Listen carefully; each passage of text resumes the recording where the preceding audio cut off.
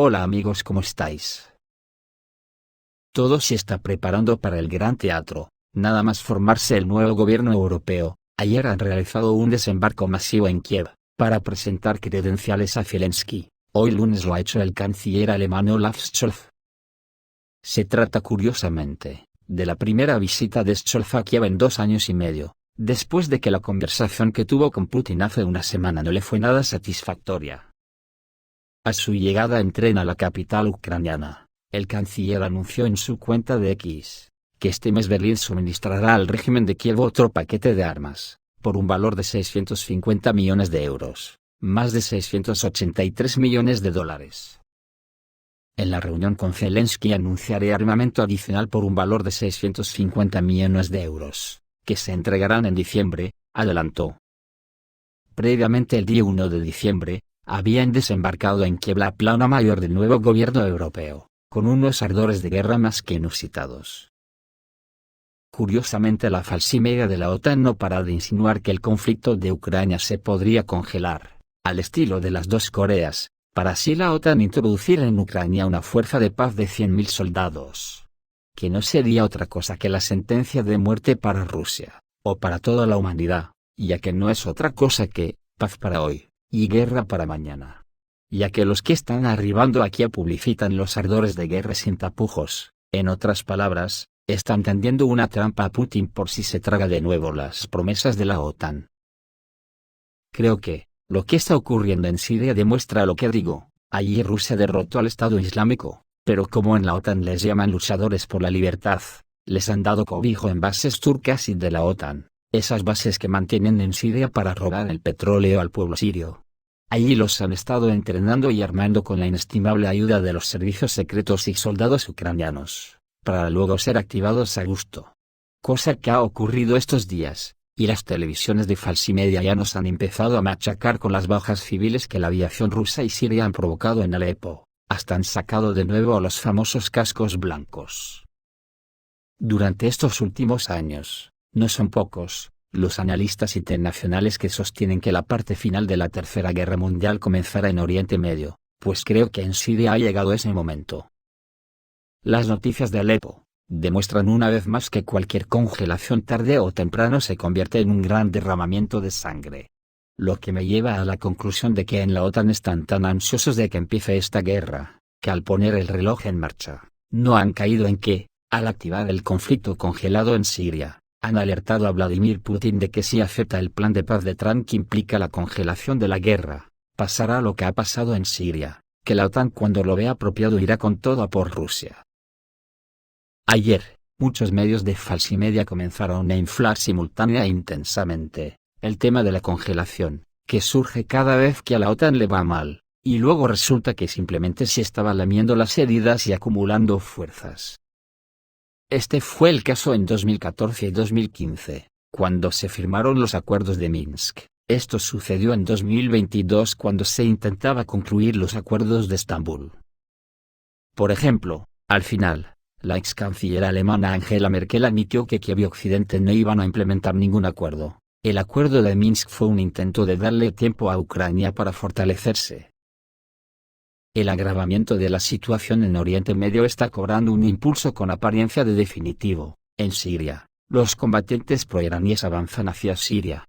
Los kurdos anuncian una movilización, que como sabéis hay dos bandos de kurdos, unos pro-occidentales y otros prorrusos. Ayer se vieron columnas de miles de combatientes proiraníes, equipados con equipo militar pesado, marchando a través de Irak hacia la frontera con Siria.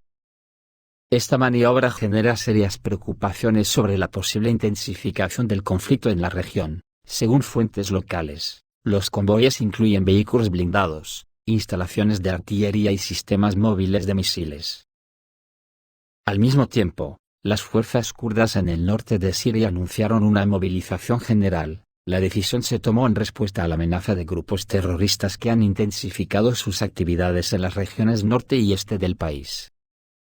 La administración kurda dice que la situación requiere una acción inmediata para proteger las áreas bajo su control. Los expertos señalan que el movimiento de formaciones pro-iraníes en dirección a Siria puede deberse a la necesidad de fortalecer las posiciones de los aliados de Damasco frente a los continuos ataques militantes. Sin embargo, tales acciones pueden provocar medidas de represalia por parte de actores internacionales, incluido Estados Unidos, que apoya a los kurdos amigos suyos y mantiene una presencia en la región. El norte de Siria, incluidas las regiones estratégicamente importantes de Manbij y Asaka, está gravemente amenazada. Las fuerzas kurdas enfrentan una presión cada vez mayor no solo de grupos terroristas, sino también el riesgo de verse arrastradas a un conflicto más amplio que podría involucrar a fuerzas de Irán y otros países. Por su parte, Avia informa que Israel y Estados Unidos han enviado una seria advertencia al grupo chiita, Kataib Hezbollah, declarando que están dispuestos a atacar sus posiciones si llegan a Siria. La razón de esta declaración radica en los estrechos vínculos del grupo con Irán y la amenaza percibida al ejército estadounidense y los intereses israelíes en la región. Según las fuentes, Kataib Hezbollah anunció su intención de enviar sus unidades a Siria para enfrentarse a los militantes del grupo Hayat Tahrir al-Sham. La decisión del grupo se produjo en respuesta a la escalada de violencia en las provincias de Alepo, Idlib y Hama, donde la actividad del grupo Hayat Tahrir al-Sham ha aumentado significativamente en las últimas semanas.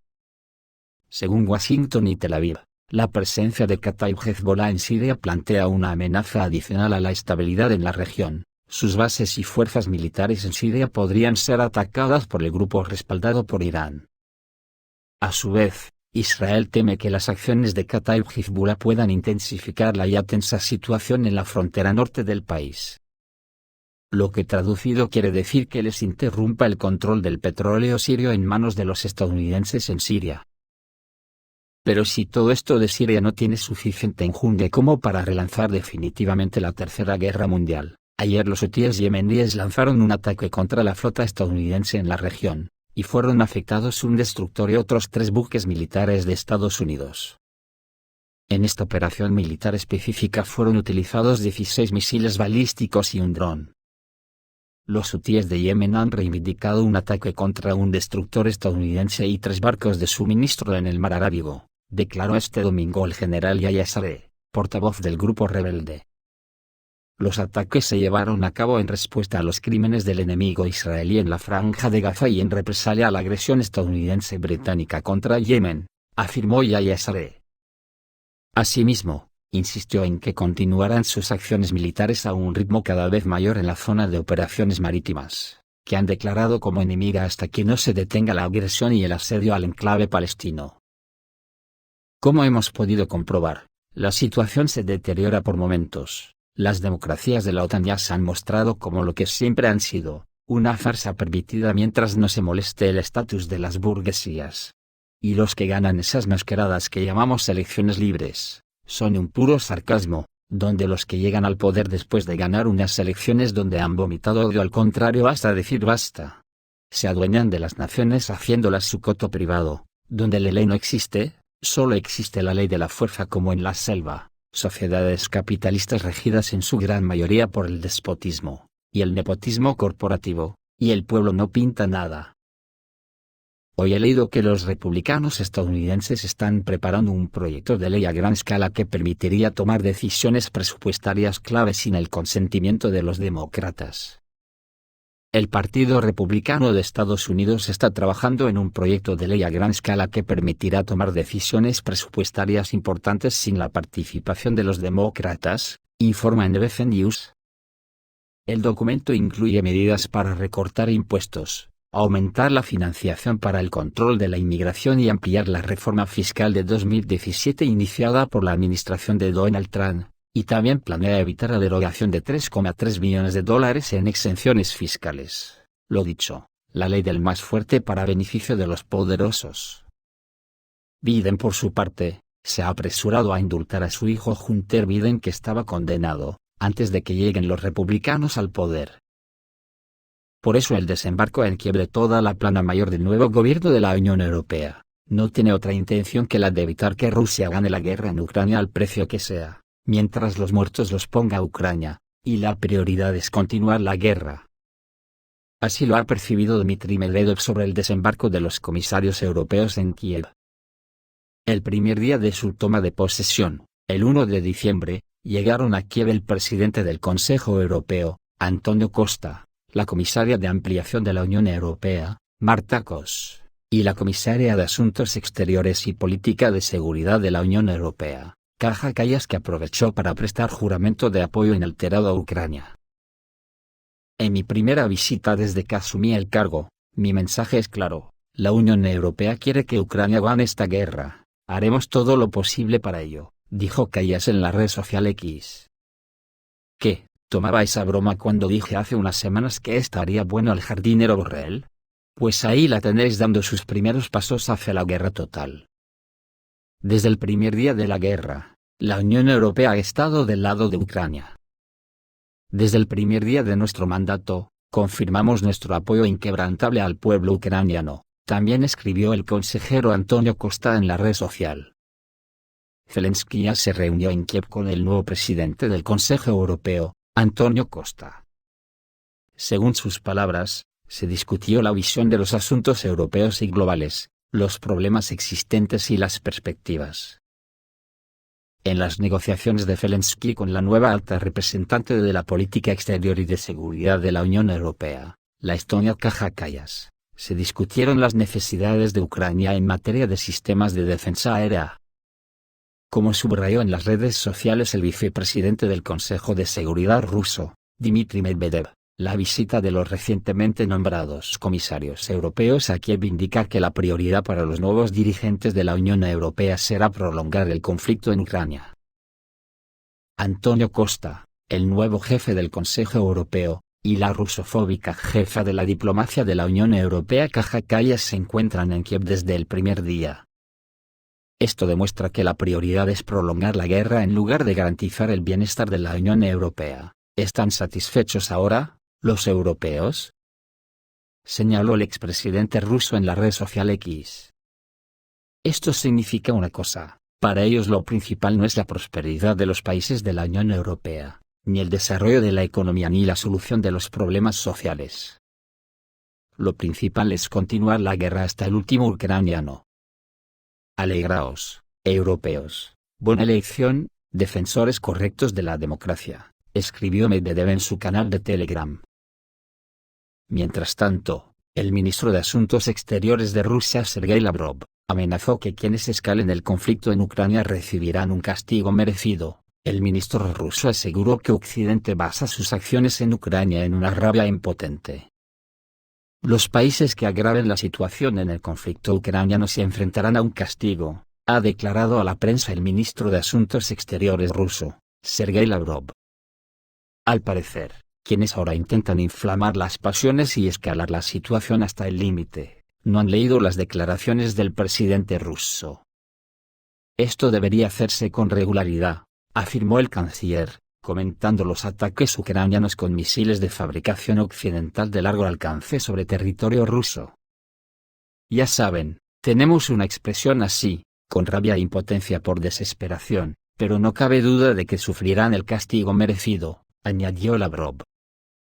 Y en este contexto, subrayó Lavrov que una operación militar especial en Ucrania era inevitable. El caso es que los frentes se están acelerando de manera total. Después de la visita de la plana mayor de la Unión Europea a Kiev, ya se prometen armas desde todos los países. El otro día fue Canadá con el sistema antiaéreo. Hoy es Suecia que dice que transferirá hasta 14 cazas Abjas 39 Gripen a Ucrania, y Francia en medio de recientes declaraciones de las autoridades francesas sobre la posible participación de las Fuerzas Armadas en la resolución de la crisis ucraniana. Se especula que París podría enviar tropas a Ucrania tan pronto como el próximo año. Esta posibilidad se discute independientemente del desarrollo futuro del conflicto, ya sea su escalada, o la transición a negociaciones de paz. Si tenemos en cuenta que sobre la cabeza de Macron hoy mismo pende la espada de una moción de censura que podría echarle de la presidencia de Francia, el peligro se multiplica porque para intentar salvar su pellejo en estos casos suelen buscar las guerras externas. Y que la alta diplomática para la Unión Europea que ha sustituido al jardinero, ya se ha expresado a favor de enviar tropas a Ucrania. argumentando que los países occidentales no deberían tener miedo de oponerse a Rusia y no deberían tener miedo de su propio poder, dijo Kaja Kallas. A la que la OTAN le ha obsequiado con unos ejercicios a gran escala en Estonia, del 2 al 15 de diciembre, se llevan a cabo los ejercicios militares PICNE en los que participan unidades de la OTAN y las Fuerzas Armadas de los países aliados. Las principales acciones se desarrollan en las regiones norte y noreste del país. Las maniobras principales incluyen el traslado de barcos, operaciones aéreas activas y la interacción de unidades terrestres. El mayor general Indrek Sirel, comandante de la división y responsable del ejercicio, destacó la importancia de entrenar el movimiento operativo de las tropas. Estamos practicando el rápido despliegue de fuerzas francesas, británicas y estonias y también fortaleciendo la cooperación entre ellas. Las unidades francesas llevarán a cabo una operación terrestre y aérea a gran escala, para trasladarse a Estonia, tras lo cual, junto con sus colegas británicos y estonios, llevarán a cabo las tareas asignadas, declaró Indrek Sirel. Los ejercicios cubren todos los tipos principales de tropas, unidades terrestres, aéreas y navales, y se presta especial atención a la integración de las unidades que llegan al grupo de combate de la OTAN estacionado en Estonia. Las maniobras tienen como objetivo practicar la defensa contra posibles amenazas desde el aire, la tierra y el mar, así como aumentar la preparación operativa de los aliados para operar en una posible zona de conflicto. En total, en los ejercicios participan unos 2.000 militares de Estonia, Letonia, Francia, Gran Bretaña y Estados Unidos. Incluyen tanto fuerzas permanentes como unidades adicionales desplegadas temporalmente para participar en maniobras. Los ejercicios se llevan a cabo en un contexto de crecientes tensiones en la región, lo que hace especialmente relevante la práctica de acciones conjuntas de la OTAN.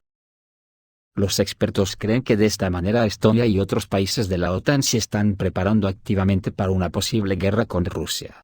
Sin olvidar que hace solo un mes el comandante en jefe de Estonia dijo que están preparados para invadir Rusia, al estilo de lo que ya hizo la OTAN en Kursk.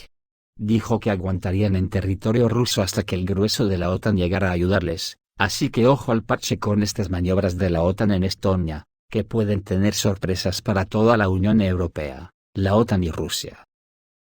La guerra está en un momento muy álgido. La OTAN sabe que Putin no va a aceptar las condiciones que le propondrá Trump, y la OTAN sabe que las condiciones las pondrá Rusia, por lo tanto no es descartable cualquier locura que se le ocurra al partido de la guerra de la Unión Europea. Esto es todo amigos, reciban un saludo.